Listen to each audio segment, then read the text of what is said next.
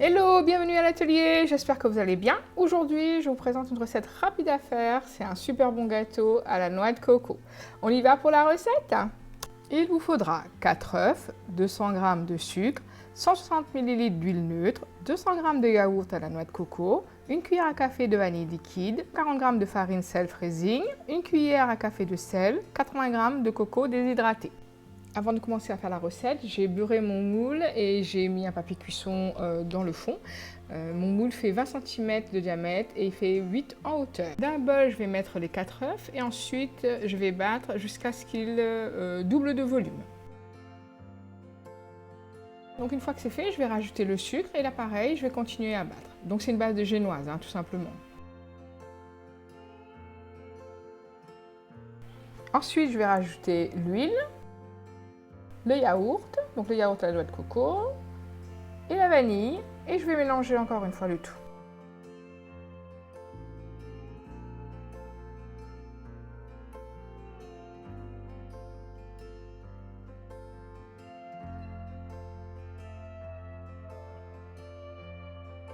À l'aide de mon tamis, je vais tamiser la farine, donc ça va éviter de faire des gros grumeaux, c'est pour ça qu'on tamise, pour la rendre plus fine.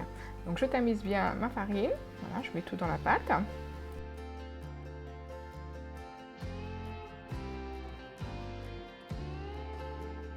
Et à l'aide de ma spatule, je vais mélanger donc la farine avec le reste de la pâte. Donc on fait un mouvement de bas en haut, on ne fait pas de gros mouvements, sinon toute la pâte va retomber, donc ça serait dommage. Donc on fait vraiment un petit mouvement comme vous le voyez à l'écran, de bas en haut. On ramène tout bien et on mélange tout.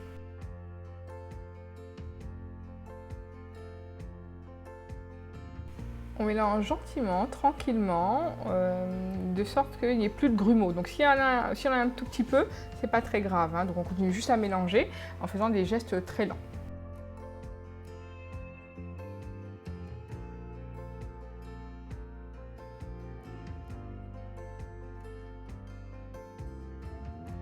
Ensuite, je vais rajouter la noix de coco râpée. Je vais continuer à mélanger un tout petit peu jusqu'à ce que tout soit bien amalgamé.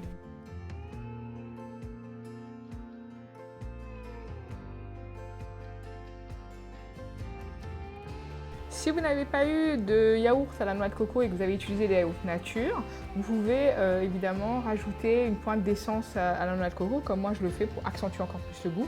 Et ça va vous donner évidemment le goût de coco dans votre gâteau.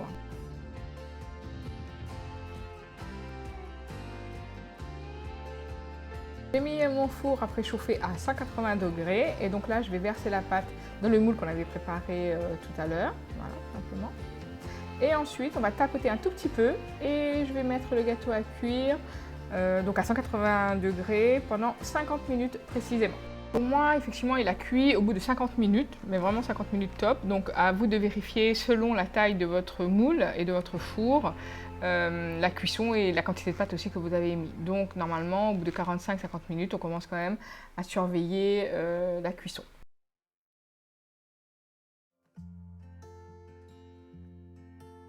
Au bout de 50 minutes, mon gâteau il est cuit, donc je vais le poser sur une grille et laisser refroidir une quinzaine de minutes. Au bout d'une quinzaine de minutes, je vais sortir le gâteau du moule et laisser complètement refroidir sur une grille. J'ai bien attendu que mon gâteau soit bien froid. J'ai coupé le petit chapeau en haut pour qu'il soit bien plat. Et ensuite, j'ai décoré avec de la noix de coco tout simplement. Parce que je voulais pas... C'était pas un gâteau que j'allais monter en layer ou faire une crème à l'intérieur. Donc, par exemple, on peut très bien faire une crème à la noix de coco pour fourrer ce gâteau ou même le recouvrir. Ça doit être aussi super bon. Voilà, donc écoutez, on va passer un peu à la dégustation. Donc vraiment, la découpe, elle est géniale. Le gâteau, il est vraiment top. Il est super.